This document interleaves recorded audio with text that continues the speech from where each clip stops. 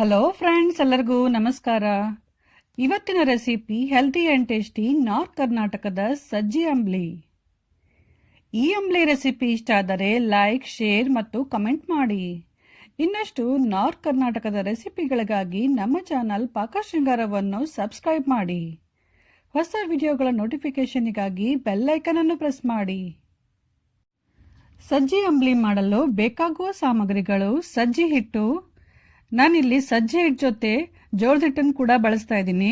ಯಾಕಂದರೆ ಸಜ್ಜೆ ಸ್ವಲ್ಪ ಉಷ್ಣ, ಹಾಗಾಗಿ ಅದೊಂದನ್ನೇ ಬಳಸಬಾರ್ದು, ಜೊತೆ ಸ್ವಲ್ಪ ಜೋಳದ ಹಿಟ್ಟನ್ನು ಕೂಡ ಯೂಸ್ ಮಾಡಬೇಕು.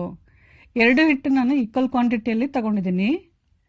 ನಂತರ ಮಜ್ಜಿಗೆ, ಹಸಿ ಖಾರದ ರೆಸಿಪಿಯನ್ನು ನಾನು ಆಲ್ರೆಡಿ ಶೇರ್ ಮಾಡಿದ್ದೀನಿ. ಲಿಂಕು ಡಿಸ್ಕ್ರಿಪ್ಷನ್ ಬಾಕ್ಸಲ್ಲಿದೆ, ಯಾರಿಗಾದ್ರೂ ಬೇಕಂದರೆ ಚೆಕ್ ಮಾಡ್ಕೋಬಹುದು.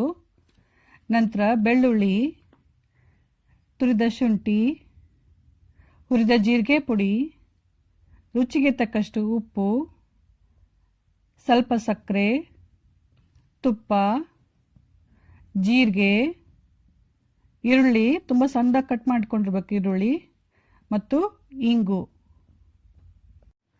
ಫಸ್ಟು ಒಂದು ಮಿಕ್ಸಿಂಗ್ ಬೌಲ್ನಲ್ಲಿ ಸಜ್ಜೆ ಮತ್ತು ಜೋಳ ಎರಡು ಹಿಟ್ಟನ್ನು ಹಾಕಿ ಚೆನ್ನಾಗಿ ಮಿಕ್ಸ್ ಮಾಡಿ. ಆಮೇಲೆ ಅದರಲ್ಲಿ ಸ್ವಲ್ಪ ನೀರು ಸೇರಿಸ್ತಾ ಗಂಟಾಗ್ದಾಗೆ ಚೆನ್ನಾಗಿ ಮಿಕ್ಸ್ ಮಾಡಿ. ನೀರೆಲ್ಲ ಒಟ್ಟಿಗೆ ಹಾಕ್ಬೇಡಿ, ನೋಡಿಕೊಂಡು ಸ್ವಲ್ಪ ಸೇರಿಸ್ತಾ ಚೆನ್ನಾಗಿ ಮಿಕ್ಸ್ ಮಾಡಿ. ಈಗ ಇದನ್ನು ಸೈಡಲ್ಲಿ ಎತ್ತಿಡಿ. ನಂತರ ಗ್ಯಾಸ್ ಆನ್ ಮಾಡಿ ಪಾತ್ರೆ ಬಿಸಿ ಮಾಡಿ. ಪಾತ್ರೆ ಚೆನ್ನಾಗಿ ಕಾಯ್ದ ಮೇಲೆ ಅದರಲ್ಲಿ 1 ಸ್ಪೂನ್ ತುಪ್ಪ ಹಾಕಿ. ತುಪ್ಪ ಕರಗಿದ ನಂತರ 1 ಸ್ಪೂನ್ ಜೀರಿಗೆ ಹಾಕಿ. ನಂತರ ಇಂಗು, ಜಜ್ಜಿದ ಬೆಳ್ಳುಳ್ಳಿ ಹಾಕಿ ಸ್ವಲ್ಪ ಹುರಿಯಿರಿ.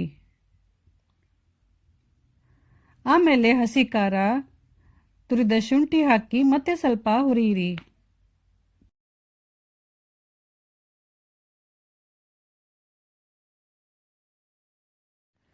ನೆಕ್ಸ್ಟ್ ಇವಾಗ ಮುಂಚೆ ರೆಡಿ ಮಾಡಿಟ್ಕೊಂಡಿದ್ದ ಹಿಟ್ಟನ್ನು ಹಾಕಿ ನಿಧಾನ ಹಾಕಿ ಚೆನ್ನಾಗಿ ಮಿಕ್ಸ್ ಮಾಡಿ.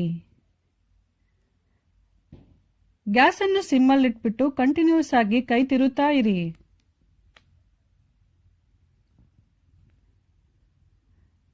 ನಿಧಾನ ಹಿಟ್ಟು ಗಟ್ಟಿ ಆಗ್ತಾ ಬರುತ್ತೆ, ಹಾಗಾಗಿ ಕೈ ಬಿಡದೆ ಇದೇ ತರ ಮಿಕ್ಸ್ ಮಾಡ್ತಾನೆ ಇರಬೇಕು.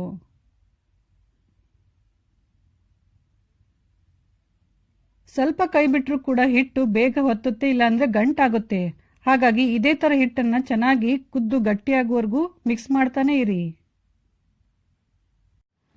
ಫ್ರೆಂಡ್ಸ್, ಇವಾಗ 4 ನಿಮಿಷ ಆಗಿದೆ ಹಿಟ್ಟು ಕುದೀತಾ ಇದ್ದು. ಈಗ ಹಿಟ್ಟು ಚೆನ್ನಾಗಿ ಕುದಿದೆ ಮತ್ತೆ ಹಿಟ್ಟಲ್ಲಿರುವ ಹಸಿ ವಾಸನೆ ಕೂಡ ಹೋಗಿದೆ. ಇವಾಗ ಗ್ಯಾಸ್ ಆಫ್ ಮಾಡಿ ಇದನ್ನು ಫುಲ್ ತಣ್ಣಗಾಗಲು ಬಿಡಿ. ಈ ಹಿಟ್ಟು ತಣ್ಣಗಾದ್ಮೇಲೆ ಇನ್ನೂ ಗಟ್ಟಿಯಾಗುತ್ತೆ.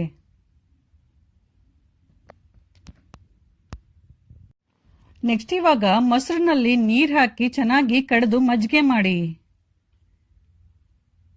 2 ರಿಂದ 3 ನಿಮಿಷ ಚೆನ್ನಾಗಿ ಕಡಿಯಿರಿ.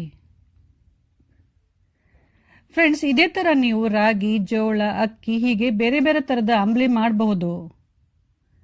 ಈಗ ಮಜ್ಜಿಗೆ ರೆಡಿ ಆಗಿದೆ, ಇದನ್ನು ಕೂಡ ಒಂದು ಸೈಡಲ್ಲಿ ಎತ್ತಿಡಿ. ಇವಾಗ ಹಿಟ್ಟು ಫುಲ್ ತಣ್ಣಗಾಗಿದೆ ನೋಡಿ ಫ್ರೆಂಡ್ಸ್, ಮುಂಚೆಕ್ಕಿಂತ ಇವಾಗ ಗಟ್ಟಿ ಕೂಡ ಆಗಿದೆ.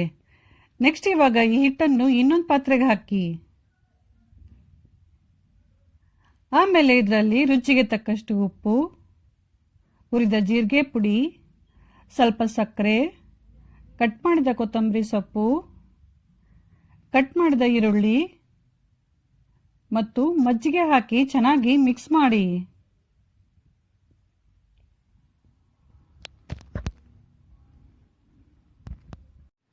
ಎಲ್ಲ ಚೆನ್ನಾಗಿ ಮಿಕ್ಸ್ ಮಾಡಿದ ಮೇಲೆ ಸ್ವಲ್ಪ ರುಚಿ ನೋಡಿ.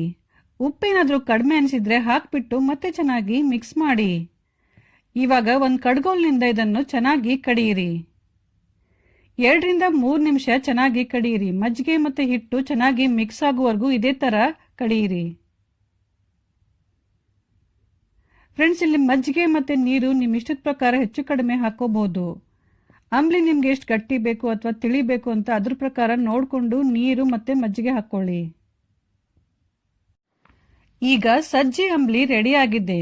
ನೆಕ್ಸ್ಟ್ ಇದನ್ನು ಇವಾಗ ಈ ತರದ ಒಂದು ಸಣ್ಣ ಗಡಿಗೆ ಇದ್ರೆ ಅದರಲ್ಲಿ ಹಾಕಿ ಅದರಲ್ಲಿ ಕಟ್ ಮಾಡಿದ ಈರುಳ್ಳಿ, ಕೊತ್ತಂಬರಿ ಮತ್ತು ಸ್ವಲ್ಪ ಮೊಸರು ಹಾಕಿ ಗಾರ್ನಿಷ್ ಮಾಡಿ ಸರ್ವ್ ಮಾಡಿ. ಸೊ ಫ್ರೆಂಡ್ಸ್, ಈಗ ಅಂಬ್ಲಿ ರೆಡಿ ಆಗಿದೆ. ಈ ರೆಸಿಪಿ ನಿಮ್ಮೆಲ್ರಿಗೂ ಇಷ್ಟ ಆಗಿದೆ ಅನ್ಕೊಂಡಿದ್ದೀನಿ. ಇಷ್ಟ ಆದರೆ ಲೈಕ್, ಶೇರ್ ಮತ್ತು ಕಮೆಂಟ್ ಮಾಡಿ. ಹಾಗೂ ನಮ್ಮ ಚಾನಲ್ ಪಾಕ ಶೃಂಗಾರವನ್ನು ಸಬ್ಸ್ಕ್ರೈಬ್ ಮಾಡೋದು ಮಾತ್ರ ಮರಿಬೇಡಿ. Thank you.